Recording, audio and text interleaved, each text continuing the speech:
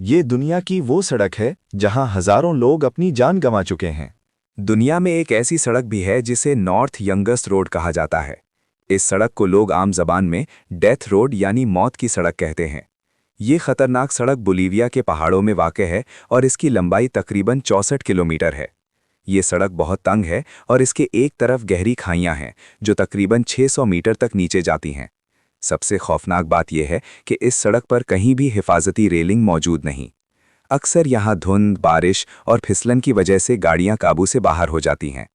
एक वक्त ऐसा भी था जब यहाँ हर साल सैकड़ों लोग हादसात का शिकार हो जाते थे।